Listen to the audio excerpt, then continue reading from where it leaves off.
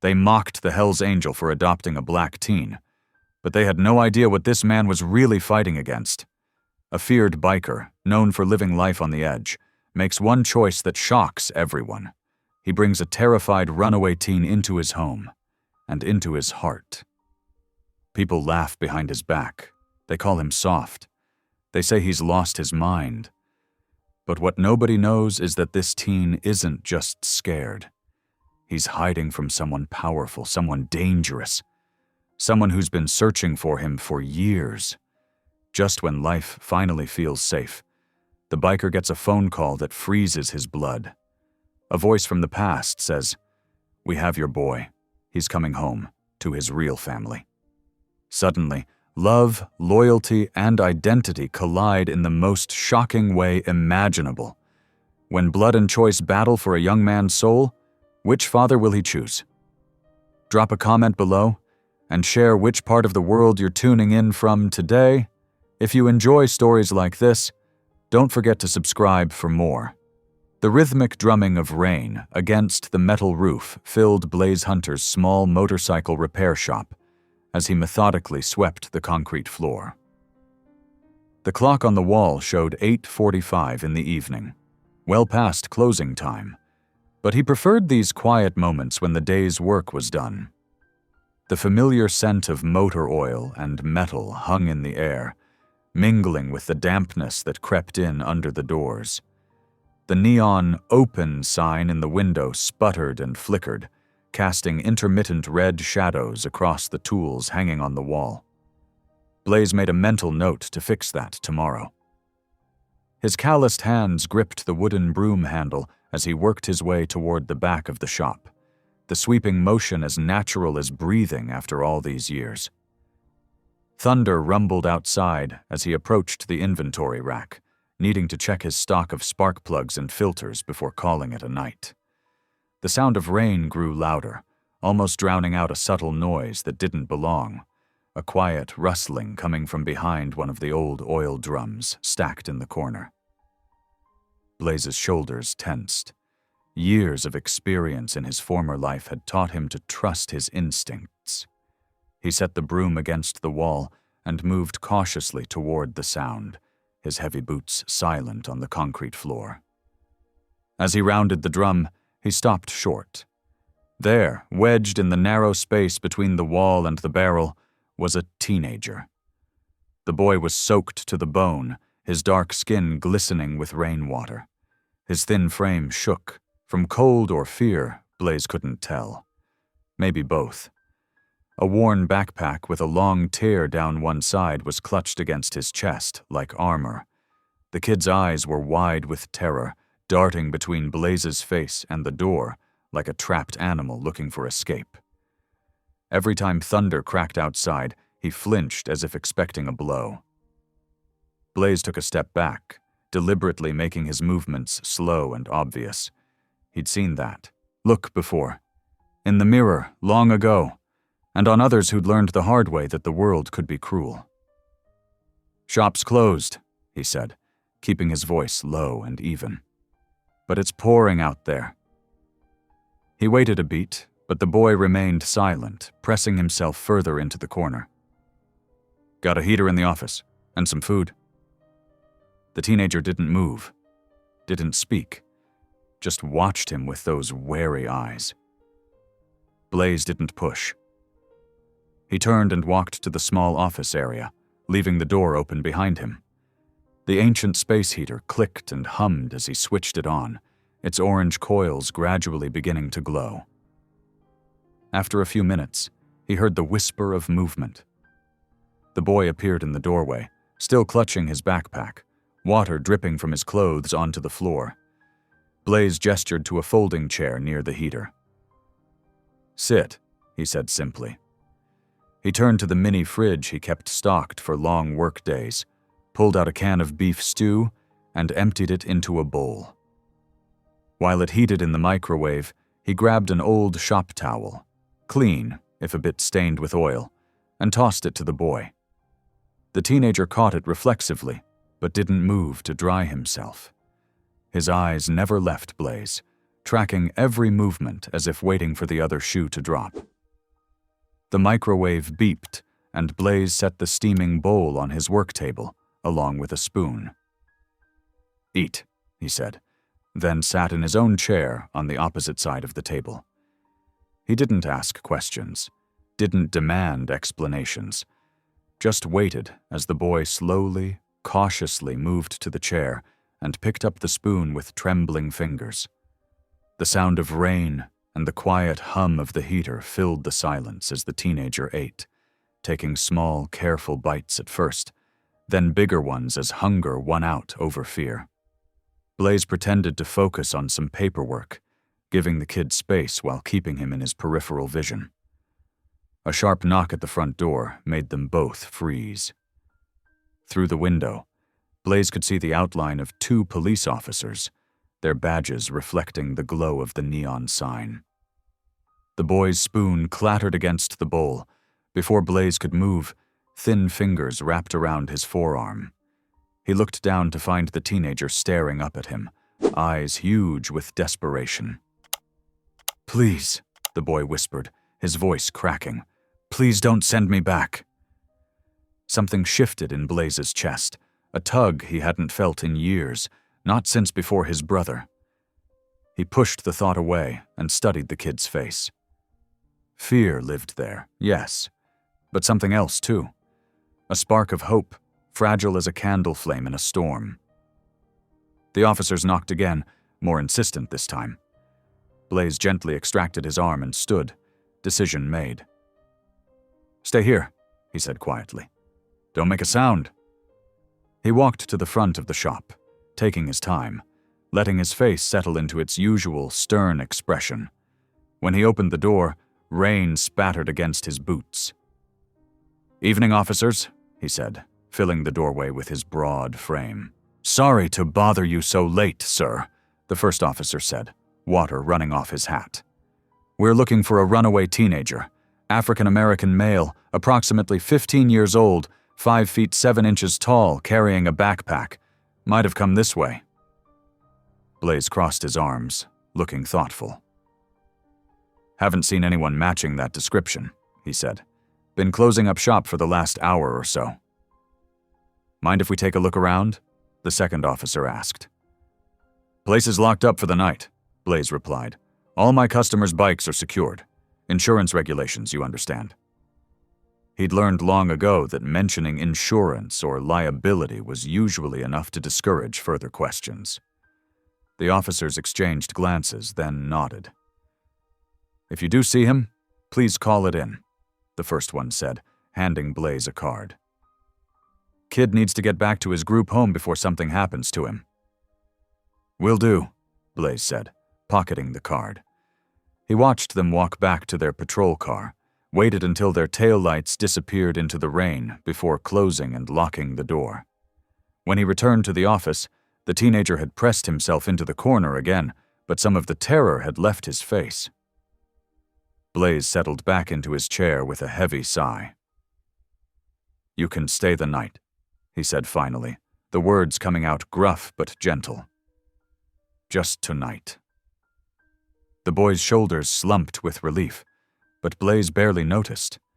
He was too busy wrestling with the knowledge that he'd just crossed a line, harboring a runaway, lying to the police. And beneath that, the deeper certainty that despite what he'd just said, this wouldn't be just one night. He recognized the look in the kid's eyes, the desperate need for sanctuary. He'd seen it too many times not to know what it meant. Thunder rolled again outside, but this time, the boy didn't flinch. The morning sun filtered through the dusty windows of the motorcycle shop, casting long shadows across the concrete floor. Blaze descended the narrow stairs from his apartment above, his heavy boots echoing in the quiet space. He'd given the boy his couch for the night, but found the living room empty. For a moment, his chest tightened, until he spotted the small figure sitting exactly where he'd left him the evening before, perched on the metal chair by the work table. The teenager's eyes were ringed with dark circles, his clothes still rumpled from the rain. He hadn't slept at all, Blaze realized. The thought made something twist in his gut. "Come on," Blaze said, keeping his voice gentle despite its natural gruffness. "Let's get some breakfast in you." He led the way to his small kitchen upstairs, noting how the boy's footsteps behind him were nearly silent. The kitchen wasn't much, just a narrow galley with worn countertops and a 4-burner stove. But it was clean and functional. Blaze pulled out eggs, butter, bread, watching from the corner of his eye as the teenager hovered uncertainly in the doorway. "Sit," Blaze said, nodding towards the small table pushed against the wall. The boy, still unnamed, slipped into the chair like a shadow, his hands folded tightly in his lap. The sizzle of butter in the pan filled the kitchen with a warm smell. Blaze cracked eggs with practiced efficiency, scrambling them until they were fluffy and golden. Toast popped up from the ancient toaster, perfectly browned. He slid the food onto 2 plates and set one in front of the boy, along with a fork. Settling into the chair across from him, Blaze took a bite of his eggs before speaking. "Got a name?" The teenager stared at his plate, pushing the eggs around with his fork. The silence stretched so long Blaze thought he wouldn't answer at all. Then, barely above a whisper, "Darius." Blaze nodded, accepting the offering without pushing for more. They ate in silence, the morning sun warming the small kitchen. When their plates were empty, Blaze stood and washed the dishes, giving himself time to think. He needed help figuring this out, and he knew exactly where to go. The Hells Angels clubhouse had been his second home for over 2 decades. If anyone could offer guidance, it would be the old-timers there. "We're going for a ride," he told Darius, drying his hands on a dish towel. "There's some people I want to talk to." Darius tensed but nodded, following Blaze down to the shop. The boy climbed onto the back of Blaze's Harley without hesitation, his thin arms wrapping around Blaze's waist as they roared out onto the morning streets. The clubhouse was a low-slung building on the outskirts of town, its windows tinted dark against the desert sun. Motorcycles lined the front, chrome glinting. As soon as they walked through the door, Blaze knew he'd made a mistake. The usual morning crowd was there, older members nursing coffee and hangovers, prospects cleaning up from the night before. The moment Darius stepped inside, the atmosphere shifted like a weather vane catching a new wind. "Well, well," Bobby Tank Thompson's voice boomed across the room. "Look who's picking up strays!" Laughter erupted, harsh and mocking. Blaze felt Darius shrink behind him, trying to make himself invisible. "Never thought I'd see the day," another voice called out. "The mighty Blaze Hunter playing daddy." Tank pushed away from the bar, his massive frame blocking their path. "What's the matter, brother? Trying to soften that image of yours?" His grin was sharp as broken glass. "Remember when you were our enforcer? The scariest son of a gun in 3 states?" More laughter, more jeers. Blaze moved slightly, positioning himself between Darius and the others. His jaw clenched tight enough to crack teeth. "Ain't that sweet?" someone drawled. "He's protecting the little one." The mockery stung worse than Blaze expected. These men had been his brothers for 20 years. He'd bled with them, fought alongside them, trusted them with his life. Now they were treating him like a joke because he showed kindness to a kid who needed help. Without a word, Blaze turned and walked out, Darius close behind.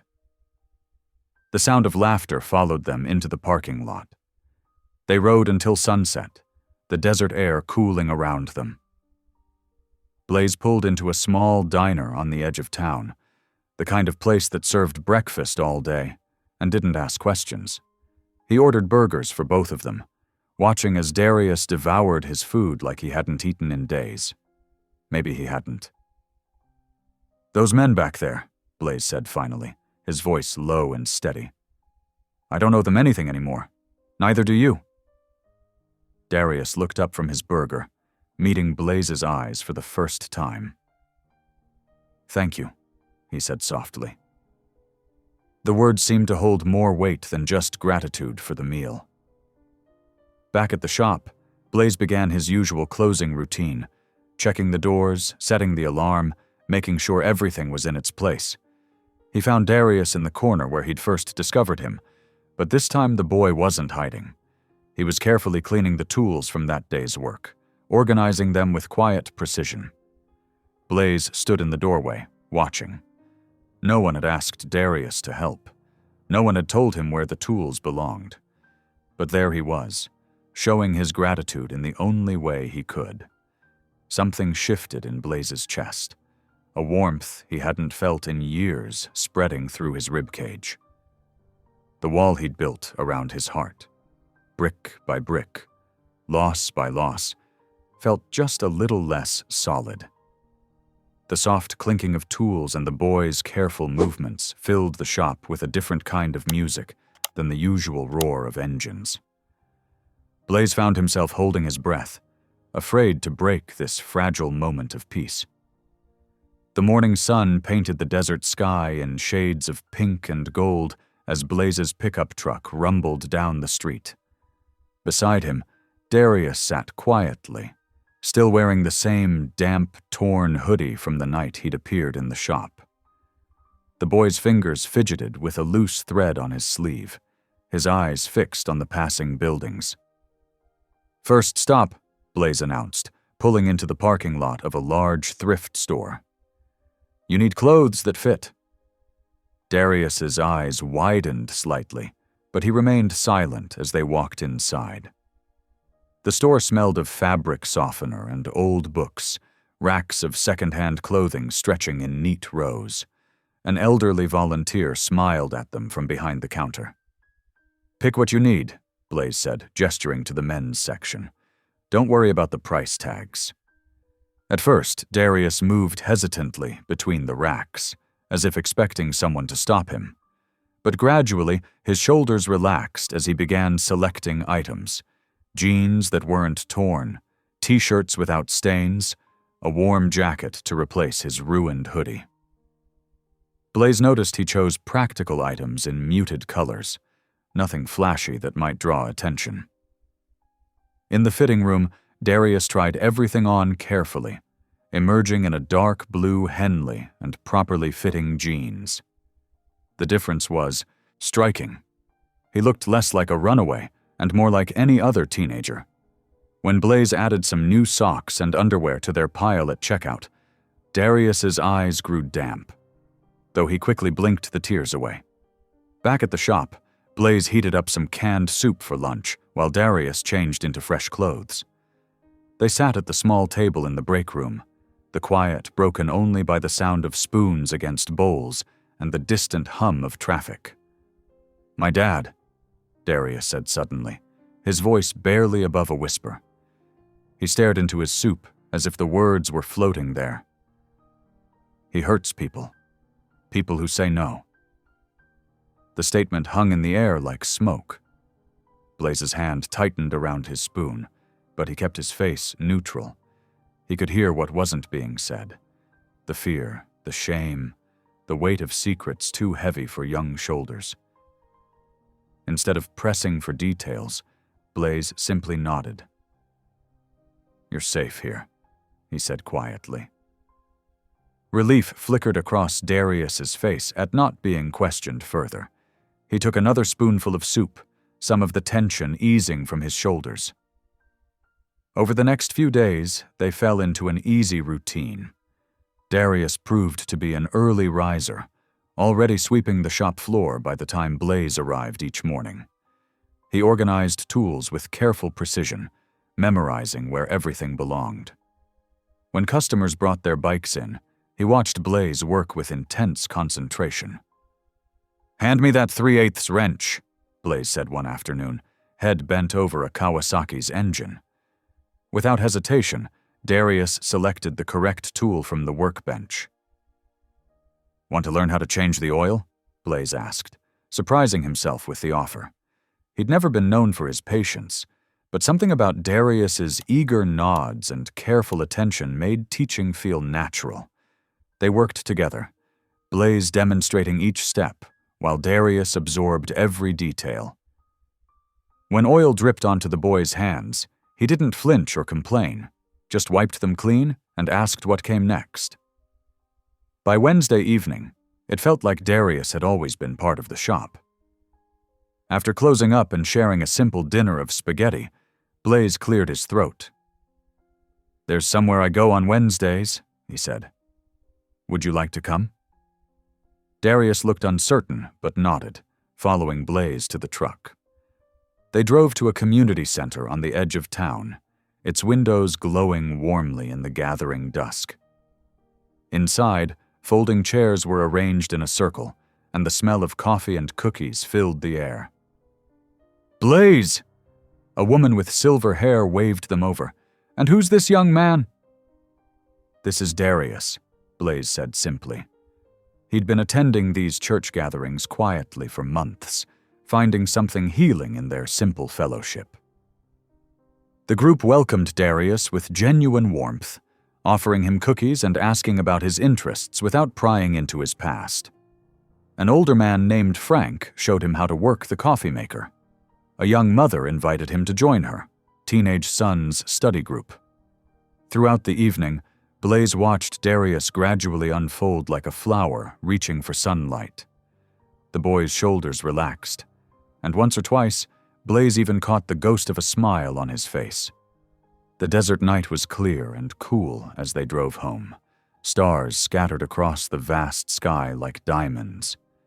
The truck's headlights cut through the darkness, and the radio played softly in the background. "I don't want to go back," Darius whispered, his words barely audible over the engine's hum. Blaze glanced at him, seeing both fear and hope in the boy's profile. "Then don't," he replied simply. That night, Blaze lay awake long after Darius had gone to sleep on the fold-out couch in the break room. He thought about the careful way the boy organized tools, his quiet determination to learn, his gentle presence that had somehow filled an empty space Blaze hadn't even known was there. When dawn painted the sky the next morning, Blaze opened his eyes with a startling realization. He was already thinking of Darius as family, not just a kid who needed help, but someone who belonged here, someone who mattered. The thought should have scared him. He'd spent years keeping people at arm's length. But instead, it felt right. Like a key finally finding its lock. A gentle rhythm settled over the repair shop during the week that followed. Each morning, the sun would peek through the dusty windows to find Darius already at work, carefully arranging tools or sweeping the concrete floor. The sound of metal against metal, the hiss of air compressors, and easy conversation filled their days. Blaze found himself looking forward to their shared lunches, watching as Darius grew more comfortable, asking questions about motorcycles, and sharing small observations about their customers. The boy's quiet presence brought an unexpected peace to the shop that Blaze hadn't realized was missing. "You're getting pretty good at this," Blaze said one afternoon, watching Darius successfully complete an oil change on his own. The praise brought a small smile to the boy's face, a rare sight that made something warm settle in Blaze's chest. That evening, after closing up shop, they settled into their now familiar routine. Blaze heated up leftover chili while Darius set their small break room table. The television hummed quietly in the background, providing comfortable white noise as they ate. "The carburetor rebuild today went well," Darius said softly, stirring his chili. "Could you show me how to adjust the idle speed tomorrow?" Blaze nodded, impressed by the boy's eagerness to learn. "Sure thing, kid. You've got a good eye for—" The sudden blare of breaking news music cut through their conversation. Both turned toward the television screen, where bold red letters flashed. "Breaking news, major cartel raid." A polished reporter appeared, standing before a sprawling compound surrounded by federal agents. In a massive operation spanning both sides of Ompam, the border, federal authorities have launched a coordinated raid on one of Mexico's most notorious drug cartels. The compound belonging to Kingpin Miguel Cortez has been... The spoon in Blaze's hand clattered against his bowl. His whole body went rigid as a mugshot filled the screen, a face he'd never forget. Cold, calculating eyes stared back at him, set in a face that haunted his darkest memories. Miguel Cortez. The man who'd ordered the hit that killed Blaze's younger brother 15 years ago, all over a territory dispute that seemed meaningless now. The room spun slightly as old rage and grief crashed over him. Through the roaring in his ears, he barely registered the sound of Darius's fork hitting the floor. "That's my father." 3 words, barely whispered, shattered the peaceful world they'd been building. Blaze turned slowly to look at Darius, who sat frozen, face drained of all color. The boy's hands trembled as he gripped the edge of the table. "What did you say?" Blaze's voice came out rougher than he intended. Darius seemed to shrink into himself, eyes fixed on the television screen where Miguel Cortez's face still loomed. He's my father. That's why I ran. He wanted me to..." The words caught in his throat. He said it was time for me to learn the family business, to be his heir. The revelation hit Blaze like a physical blow. The kid he'd taken in, the boy he'd begun to care for, shared blood with the monster who'd destroyed his family. His mind reeled, trying to reconcile the gentle teen who organized tools and helped customers with the son of a cold-blooded killer. Blaze stood abruptly, his chair scraping against the floor. He needed to move, to think. The shop suddenly felt too small, too confined. He began pacing between the workbenches, running his hands through his graying hair. Darius remained at the table, shoulders hunched, looking smaller than ever. "I'm sorry," he whispered. "I should have told you. I was scared you'd make me leave." The raw fear in the boy's voice cut through Blaze's turmoil. He glanced at Darius and saw not Miguel's son, but a terrified kid trying to escape a legacy of violence, just as Blaze had once done himself. Hours seemed to pass as Blaze paced the length of the shop, wrestling with his thoughts. The sun set, casting long shadows through the windows. Darius didn't move from his spot at the table, waiting with the patient stillness of someone used to walking on eggshells. Old Man Harris's words from their last conversation echoed in Blaze's mind. "Sometimes the good Lord puts people in our path for a reason, even if we don't understand it right away." Finally, Blaze stopped pacing. He looked at Darius, really looked at him. He saw the gentle hands that carefully arranged tools each morning, the quick mind that absorbed everything about motorcycles, the kind heart that thanked every customer. This wasn't Miguel's carbon copy. This was just a boy trying to choose his own path. "You stay here," Blaze said firmly, his voice rough with emotion. "I'm not losing another kid to that man." Relief and gratitude flooded Darius's face, though fear still lingered in his eyes. The television continued to buzz with updates about the raid, but neither of them paid attention anymore. The air felt heavy with the weight of their shared truth, yet somehow cleaner for having been spoken. Blaze moved through the shop, turning off lights one by one. Each click of a switch seemed to echo with finality. Everything had changed, but perhaps not in the way either of them had feared. As darkness settled over the shop, both knew they had crossed another threshold, one that bound them together even more tightly than before. In the dim light of the single remaining lamp, Blaze and Darius stood in silence, united against the shadows of their past and whatever storms might come. The morning sun hadn't yet cleared the horizon when Blaze woke, his mind already churning with plans. He lay in bed for a moment, listening to the quiet sounds of Darius moving around in the kitchen. The boy was an early riser, too, one of many small things they had in common that had nothing to do with blood or legacy. Last night's revelation about Darius's father still felt raw, but Blaze's protective instincts had only grown stronger. He reached for his phone and dialed a number he hadn't used in years. "Sarah, it's Blaze Hunter. I need your legal expertise." His attorney friend from his club days listened patiently as he explained the situation.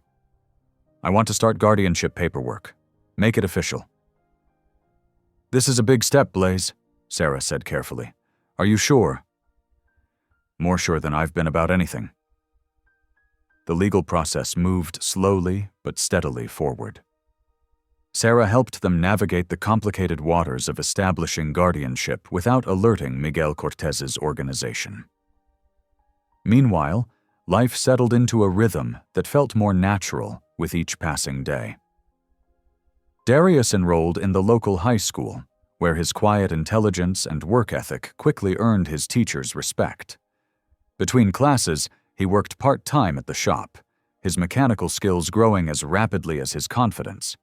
Customers began asking specifically for the kid to work on their bikes, impressed by his careful attention to detail. Their evenings took on a comfortable pattern.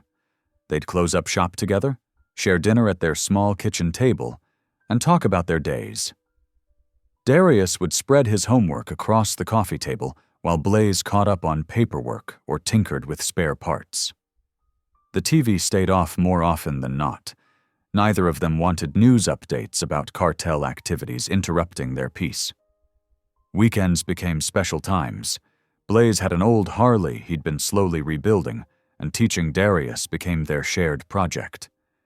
The boy's eyes lit up every time they made progress, his hands growing more confident with each repair. "This carburetor's seen better days," Darius said one Saturday morning, carefully dismantling the part. "Just like its owner," Blaze chuckled, watching proudly as Darius methodically cleaned each piece. Their first ride together on the finished bike was a moment Blaze knew he'd never forget. Darius's excitement was contagious as they cruised through the desert landscape, the wind whipping past them. It felt like freedom, like family. Through Sarah's church connections, they found a youth outreach program that needed volunteers. At first, Blaze went mostly to support Darius, but something unexpected happened. Working with troubled kids started healing old wounds he didn't even know he still carried. The younger boys gravitated to Darius naturally. He had a way of explaining mechanical concepts that made sense to them, breaking down complex ideas into simple steps. Blaze would often pause his own work to watch Darius surrounded by eager faces as he demonstrated basic engine maintenance. "See this timing belt?" Darius would say, pointing to the component. "It's like the heartbeat of the engine. Everything has to work together, just right."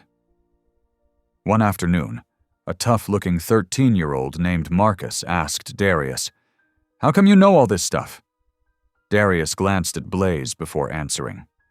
"Because someone took the time to teach me. Sometimes that's all it takes. One person willing to show you the way."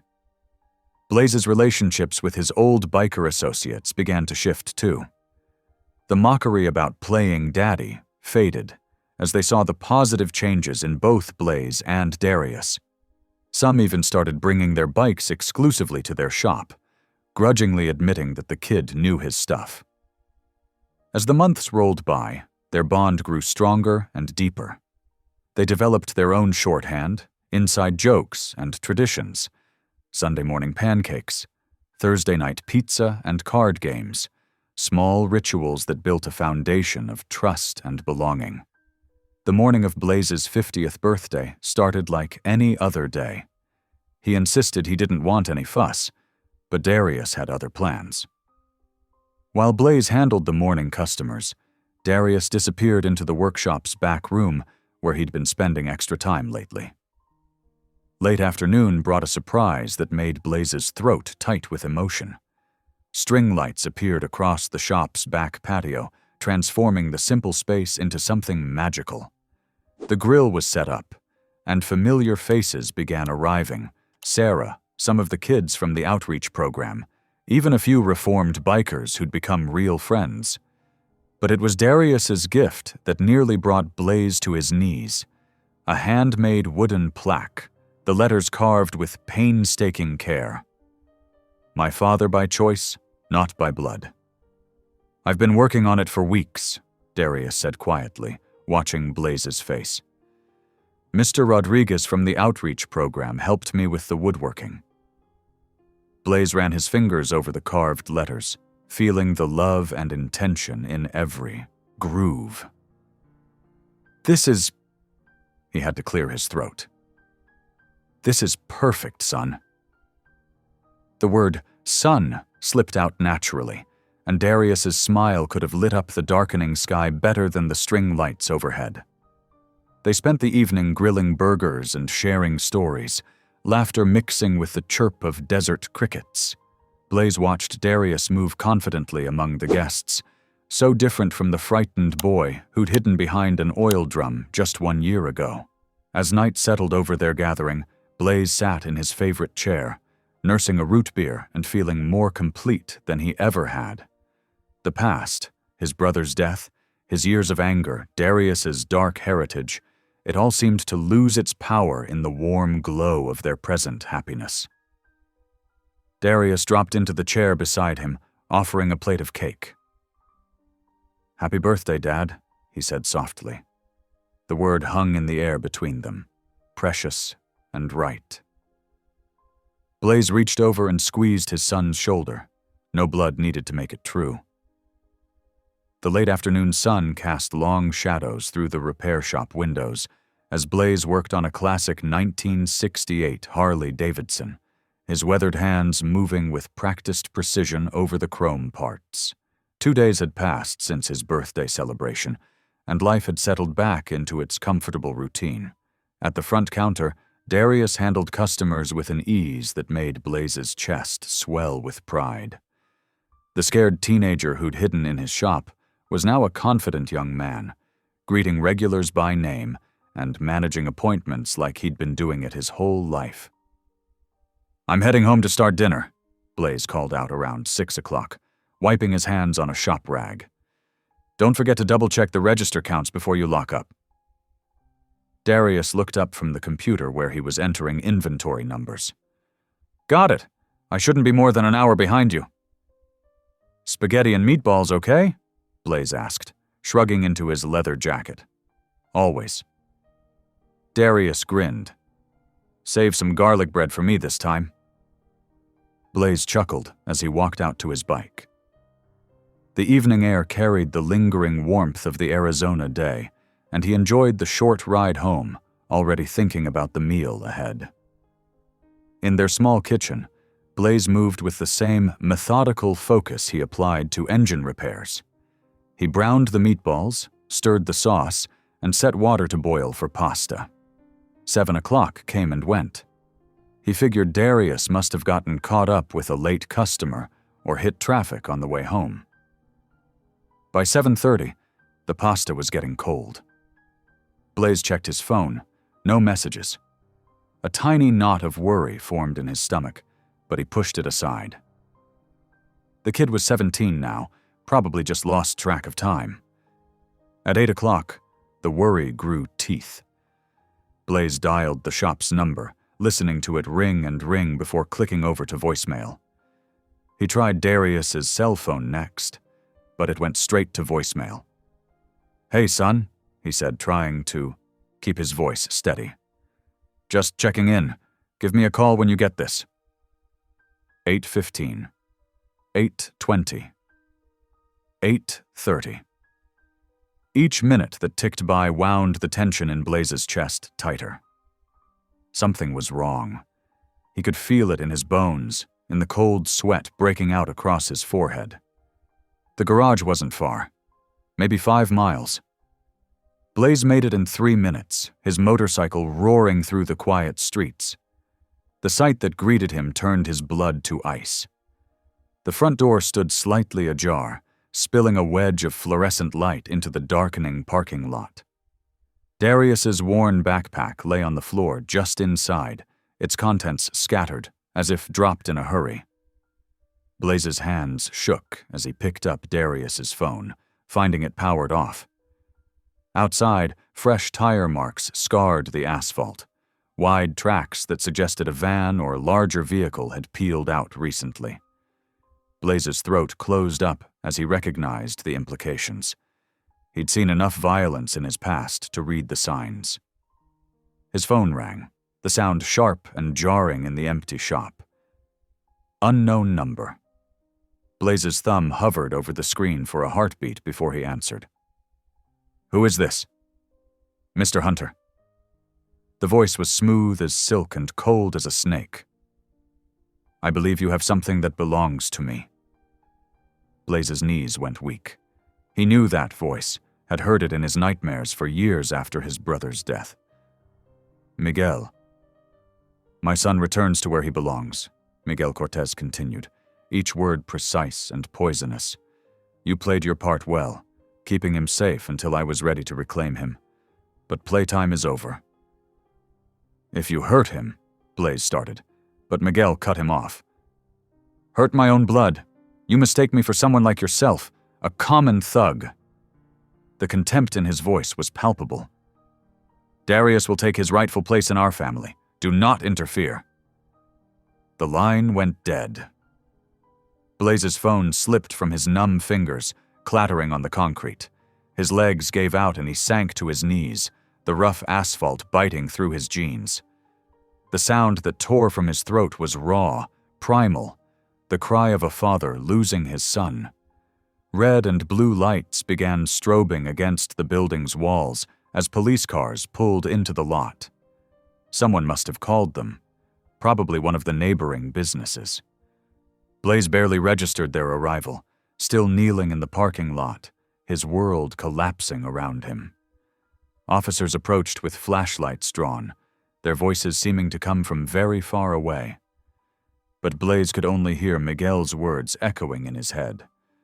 "We have your boy." The same man who'd taken his brother had now taken his son. The police lights continued their rhythmic sweep, painting Blaze's devastated expression in alternating waves of red and blue as he remained there, broken on his knees, in the space where his son should have been. The morning after Darius's kidnapping dawned cold and gray. Blaze sat in the police station, his coffee growing cold as he recounted every detail for the third time. His voice was hoarse, his eyes red-rimmed from a sleepless night. "And you're certain it was Miguel Cortez who called you?" The detective's pen scratched against his notepad. "I'd know that voice anywhere." Blaze's hands clenched around the paper cup. "He killed my brother 15 years ago. Now he's taken my son." The detective's expression softened slightly. "Mr. Hunter, I understand your connection to the boy, but legally speaking—" "I don't care about legally speaking," Blaze cut in. "I care about finding him." After giving his statement, Blaze walked out into the harsh morning light. His phone felt heavy in his hand as he scrolled through old contacts, names he hadn't called in months, some in years. He started with Tank, his former right-hand man from the Hells Angels days. "You got yourself into this mess," Tank said, his laugh bitter through the phone. "We warned you about taking in strays. Now you want our help cleaning up your mistake?" One by one, old friends shut him down. Some laughed, others hung up. A few offered sympathy but claimed their hands were tied. By noon, Blaze's throat was tight with frustration.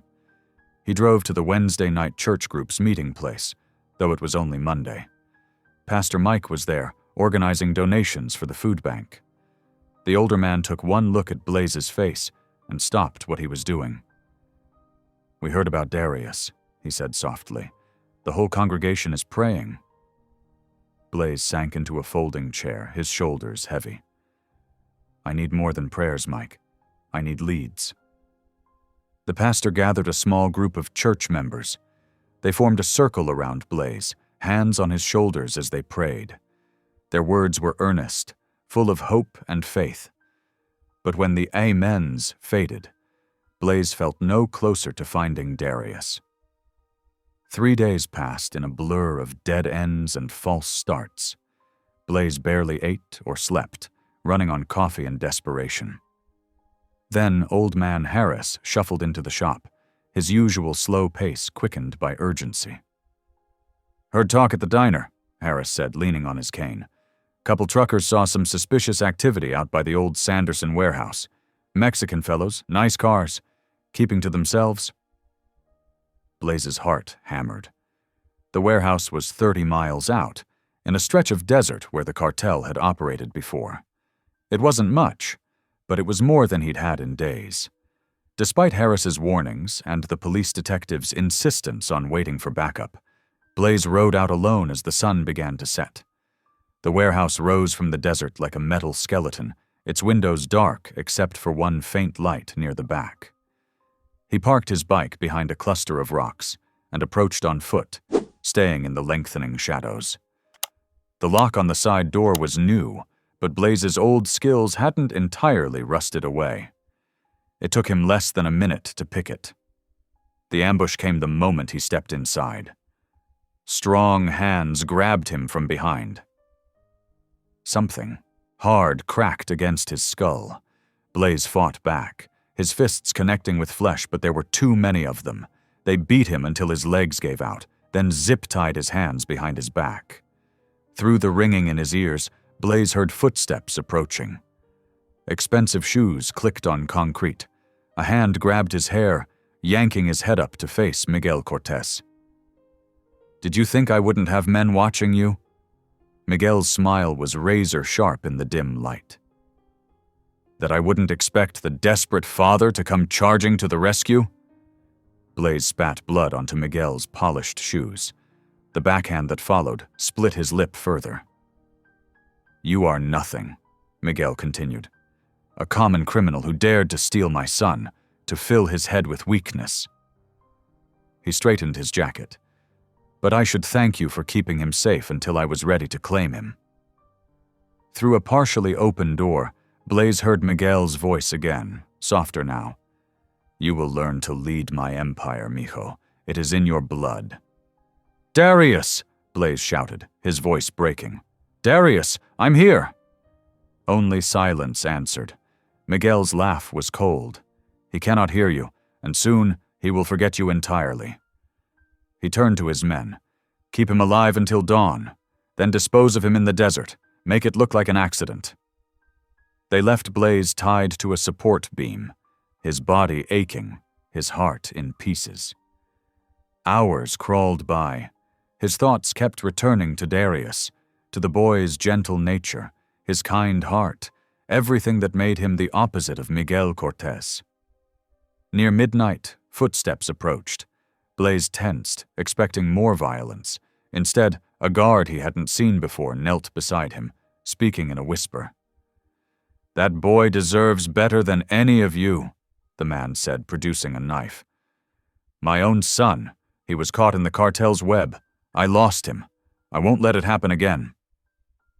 The zip ties fell away. The guard helped Blaze to his feet, pointing him toward a back exit.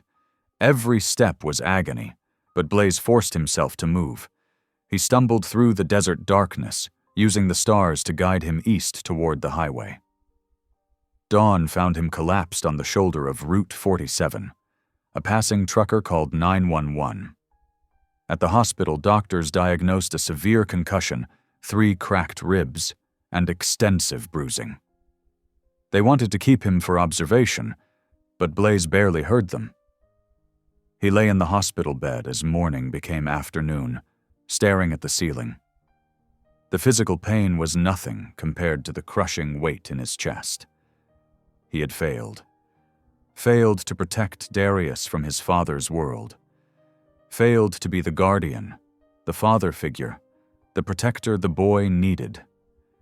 Somewhere out there, Darius was being molded into everything he had feared becoming. and Blaze, for all his tough talk and violent past, had been powerless to stop it.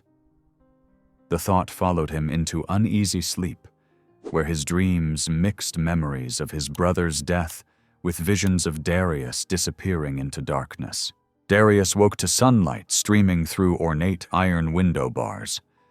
For a moment, disoriented by the luxurious bedroom's unfamiliar patterns, he reached for the familiar comfort of his workshop alarm clock. Reality crashed back as his hand met empty air. This wasn't his small room above Blaze's shop. This was his prison, a sprawling hacienda somewhere deep in cartel territory. Guards patrolled the grounds below his window, their weapons glinting in the morning sun. The maids who brought his breakfast never spoke to him, their eyes downcast as they set out food he barely touched. Miguel appeared precisely at 9 o'clock each morning, dressed in tailored suits that probably cost more than Blaze's entire wardrobe. Today was no different. "Good morning, mijo." Miguel's smile never reached his eyes. "Are you ready to begin your education?" Darius said nothing, staring at a point just past his father's shoulder. His silence had become his shield. "Come. There are people you need to meet." 2 guards flanked them as Miguel led Darius through the hacienda's maze-like corridors. In a wood-paneled study, several men in expensive suits stood when they entered. "My advisors," Miguel announced. "The architects of our empire. You will learn from them." One by one, they detailed operations: drug routes, money laundering schemes, bribery networks. Darius felt sick listening to the casual way they discussed destruction disguised as business. "This is your birthright," Miguel declared, "the power that flows in your veins." "I don't want it," Darius said quietly. Miguel's hand clamped down on his shoulder. "You don't understand yet, but you will." Later, in Miguel's private office, his father pulled out a leather photo album. "Look," he commanded, opening to a page showing a beautiful young woman with Darius's same warm brown skin and gentle eyes. "Your mother," Miguel said softly. "Before that mechanic poisoned your mind against me, this was your destiny, to honor her memory by leading what we built." Darius's hands trembled. "Don't talk about her. You don't get to use her." "I loved her," Miguel insisted, "as I love you. That man, Blaze, he stole you from your true path." "Blaze gave me a life," Darius shot back, anger finally breaking through his careful calm. "You took lives. That's the only path you know." Miguel's face transformed, warmth vanishing into cold fury. He grabbed Darius's chin, forcing eye contact. "Listen carefully, boy. Your father lives only because I allow it. One word from me, and he disappears forever. Your cooperation ensures his safety. Remember that." Days blurred together in tense monotony. Darius attended Miguel's lessons, pretending to absorb the criminal education while his mind worked constantly on escape plans. He memorized guard rotations, studied the property layout, noted which windows might be scalable. Every night, he thought of Blaze, remembered working on engines together, sharing meals, talking about faith and doing what's right, even when it's hard. Those memories became his anchor.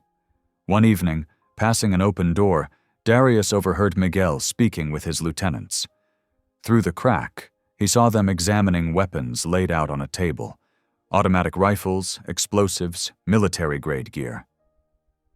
"The rival operation must be eliminated," Miguel was saying, "and my son will help lead the assault. Nothing binds a man to our way of life like blood on his hands."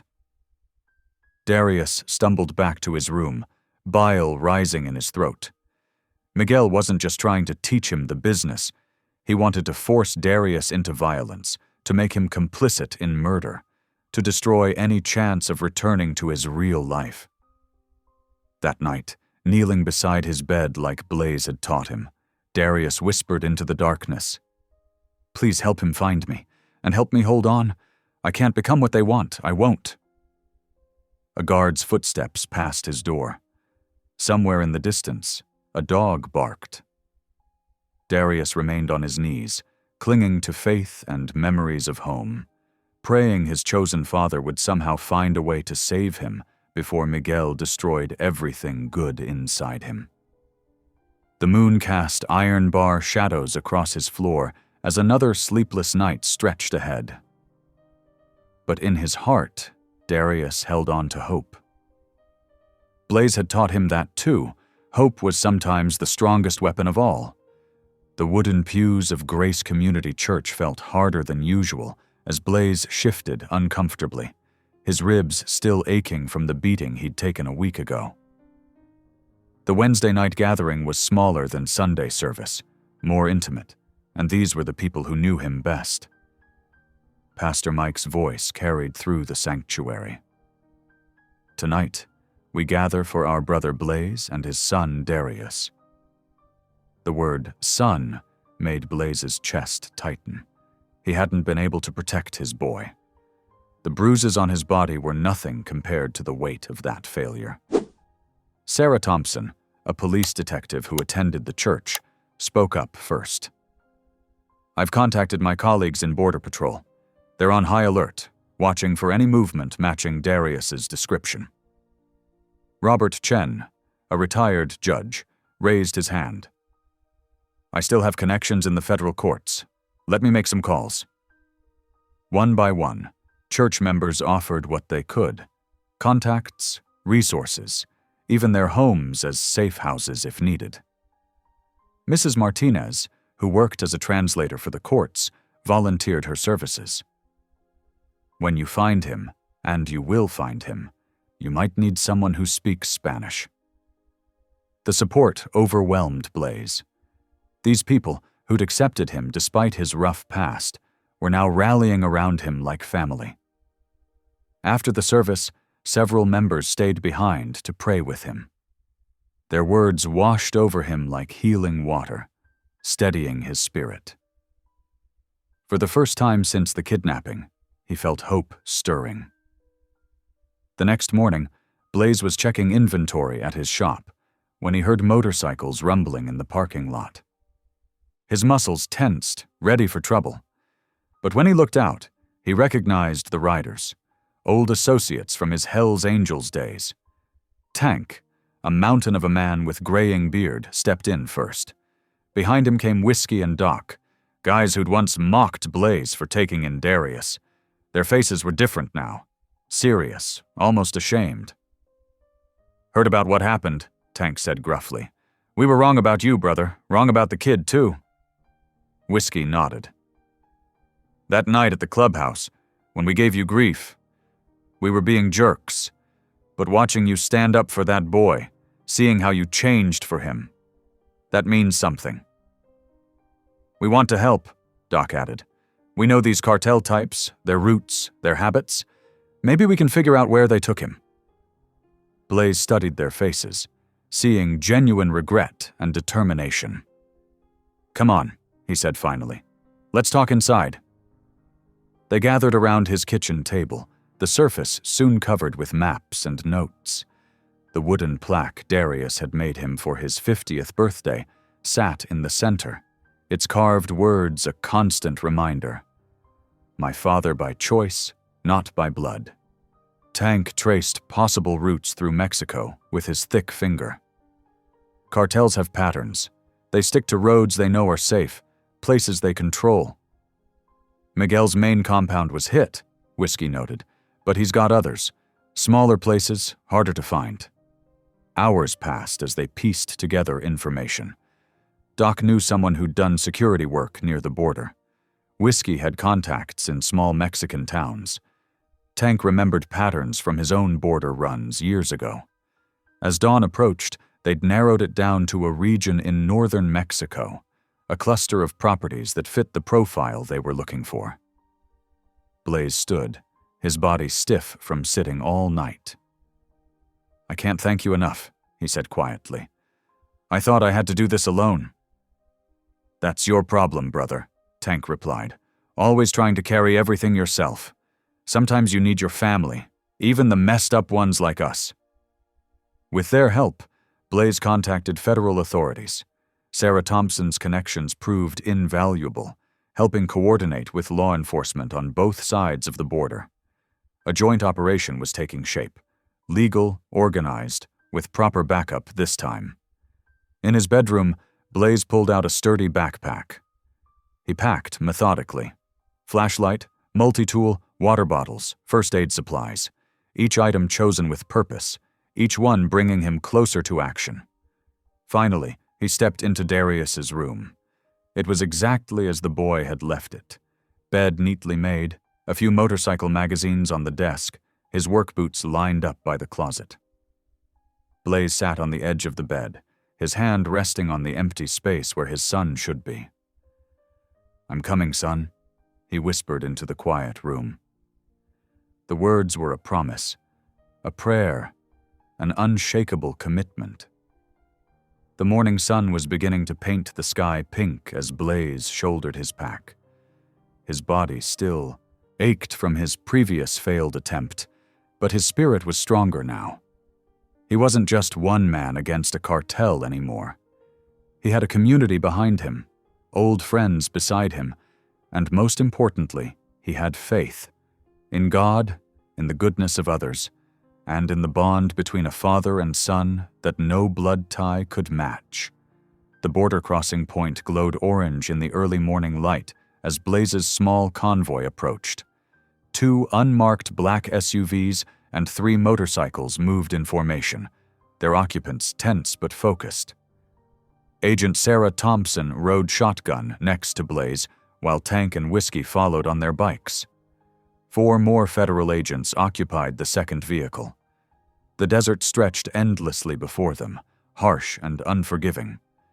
Saguaro cacti stood like silent sentinels against the brightening sky. Blaze gripped the steering wheel tighter, every mile bringing him closer to Darius. 2 hours to the ranch, Agent Thompson said, checking her GPS. Our satellite intel shows regular patrol patterns around the perimeter. They drove deeper into the Mexican wilderness, following dirt roads that seemed to vanish into the shimmering heat. Tank and Whiskey's motorcycles kicked up clouds of dust behind them, creating a natural screen that helped conceal their approach. By mid-morning, they reached a ridge overlooking their target, a sprawling ranch complex surrounded by high adobe walls. The team set up observation posts, using high-powered binoculars to study guard movements. 4 men on the outer wall, Whiskey reported in a low voice. They rotate every 2 hours. Main gate has 2 more. Blaze watched through his binoculars as armed men patrolled the grounds. His heart clenched when he spotted Miguel Cortez emerging onto a balcony, his expensive suit out of place in the desert setting.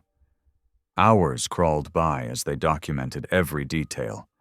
The afternoon sun beat down mercilessly, but no one complained. They were all focused on one goal: getting Darius out safely. As dusk approached, Agent Thompson gathered the team. "We'll split into 2 units. Alpha team will create a diversion at the main gate. Beta team will breach from the rear courtyard." "I'm going with Beta," Blaze said immediately. "That's where they're likely keeping Darius." Thompson nodded, having expected this. "Tank and Agent Rodriguez will go with you. The rest of us will draw their attention front side." The wind began to pick up as night fell, carrying fine particles of sand. Within minutes, visibility started deteriorating as a sandstorm rolled in. The team pulled on protective gear, goggles and face coverings. "This could work in our favor," Tank muttered, adjusting his goggles. "Natural cover." They moved out under the cover of darkness and swirling sand. Blaze led his small group through the storm, every step measured and careful. The wind howled around them, masking their approach. Their dark clothing blended with the night, making them nearly invisible. At the rear wall, Blaze pulled out heavy-duty wire cutters. The fence yielded with a muffled snap, creating an opening just large enough to slip through. The courtyard beyond was cast in deep shadows, the storm providing perfect cover for their infiltration.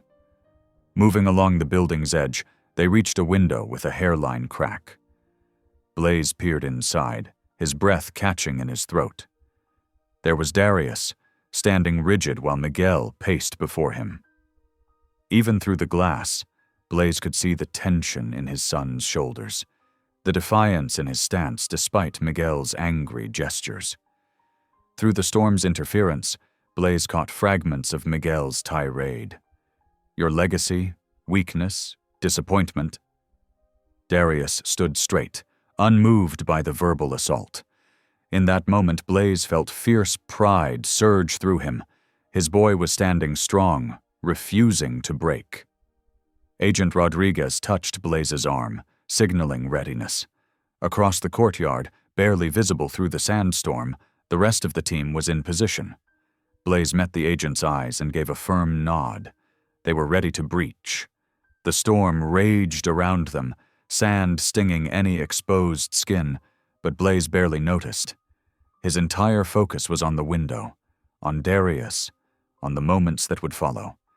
Everything they'd planned, everything they'd fought for, came down to this.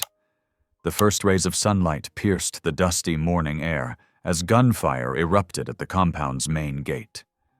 Blaze's heart pounded as he moved with practiced stealth through the corridors, following the sound of shouting voices. 2 cartel guards appeared around a corner, but Tank and Agent Rodriguez took them down with swift efficiency. Go, Rodriguez urged, covering their rear. We'll handle security. Blaze sprinted ahead, his boots echoing on the tile floor. The sounds of the raid filled the compound, breaking glass, shouted commands in English and Spanish, the whoomp-whoomp of approaching helicopters. He rounded another corner just in time to see Miguel dragging Darius roughly through a doorway toward the inner courtyard. Blood trickled from a cut above Blaze's eye, where he'd caught an elbow in an earlier scuffle, but he barely noticed the pain. His entire focus was on Darius, who was struggling against Miguel's grip.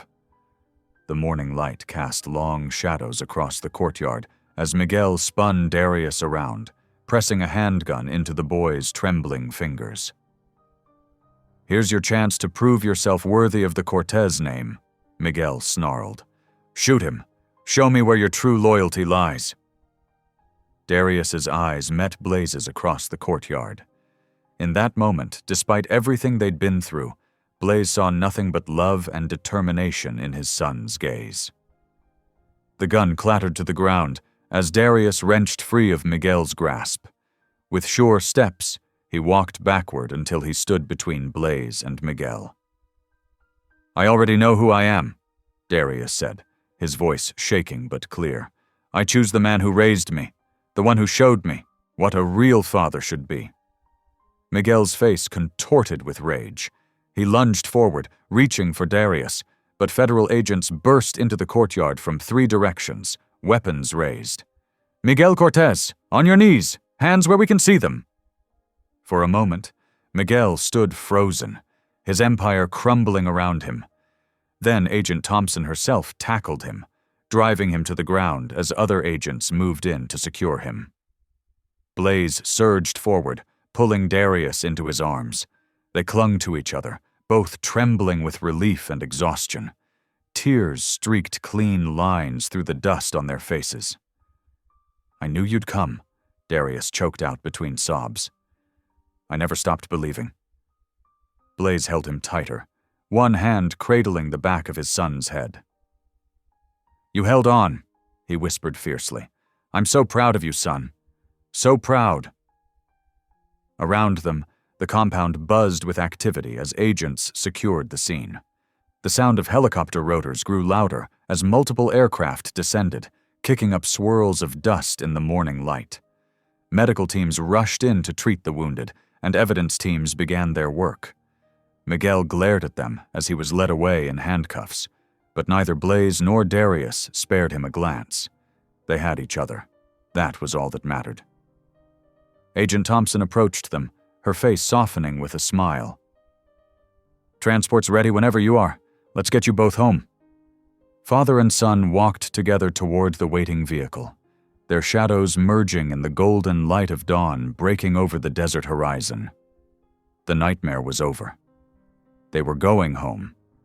The Arizona sun painted long shadows across the repair shop's weathered concrete as life slowly returned to normal. In the weeks following their return from Mexico, the shop remained closed while both father and son focused on healing, Blaze from his physical injuries and Darius from the emotional weight of his ordeal. Their small house filled with the warmth of community support. Church members, reformed bikers, and neighbors created a constant stream of visitors bearing casseroles, fresh-baked bread, and words of encouragement. Mrs. Martinez from 2 doors down brought homemade tamales every Tuesday. Old Jack, the retired mechanic, dropped off boxes of spare parts and tools to replace what had been damaged during the kidnapping. "Never seen anything like it," Blaze remarked one evening, watching another well-wisher drive away. "People just keep coming." Darius smiled from his spot on the porch swing. "Because they care about us, Dad. Both of us."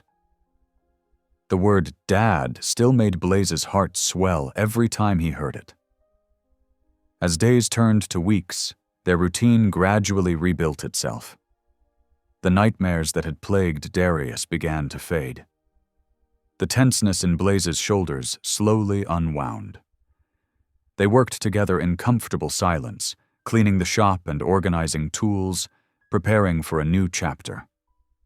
1 month after their return, the shop's parking lot buzzed with excitement. Darius stood before a small crowd, his voice steady as he cut the ribbon for the Second Chance Garage, a youth program he'd designed during his recovery. Local teens, many from troubled backgrounds, would learn mechanical skills while finding mentorship and purpose. "Everyone deserves a chance to rebuild," Darius told the gathered news crews, his eyes bright with purpose. "Sometimes all it takes is one person believing in you." Blaze watched from the sidelines, chest tight with pride as cameras flashed and reporters scribbled notes. They weren't interested in cartel violence or criminal pasts. Instead, their questions focused on hope, on fresh starts, on the power of chosen family. That evening, after the crowds dispersed and the sun began to set, Blaze called Darius into the kitchen. A manila envelope sat on the table between them. "What's this?" Darius asked, reaching for it. "Open it," Blaze said softly. Darius's hands trembled as he pulled out the adult adoption papers. His eyes scanned the legal text, then filled with tears. "Really?" he whispered. Blaze nodded, his own vision blurring. "Should have done it months ago. You've been my son in every way that matters. Now we just make it official." Darius grabbed a pen, signing his name with tears streaming down his face. "Hunter," he said, trying out his new legal surname. "Darius Hunter." "Has a good ring to it," Blaze managed, before Darius crashed into him with a fierce hug. "You've always been my dad," Darius said into Blaze's shoulder. "From that first night in the garage. You've always been my dad." They held each other for a long moment, years of pain and fear washing away in the tide of belonging. Later, as the desert stars began to twinkle overhead, they fired up the grill in the backyard. The string lights Darius had hung for Blaze's birthday still swayed gently in the evening breeze, casting warm circles of light across their small patch of earth. Blaze watched his son, officially, legally, permanently his son, expertly flip burgers while telling a story about one of his new garage program students. The boy's face was animated, full of plans and possibilities. No trace remained of the frightened teenager who had hidden behind an oil drum all those months ago. As they sat down to eat, Blaze felt a deep peace settle over him. The world had tried its best to break them both, but love had proved stronger. Family, he realized, wasn't about blood or birth or destiny. It was about choosing each other every day. It was about fighting through the hard times, forgiving the mistakes, and building something beautiful from whatever broken pieces life handed you. It was about love that never quit. Under the gentle glow of string lights, father and son shared a meal and quiet conversation, their bond stronger for having been tested, their future bright with promise. They were home, they were family, and that was everything. Thank you for listening. Stories connect us in the most unexpected ways. If you felt that spark today, make sure you're subscribed. I share a new one daily, and the next might change your day.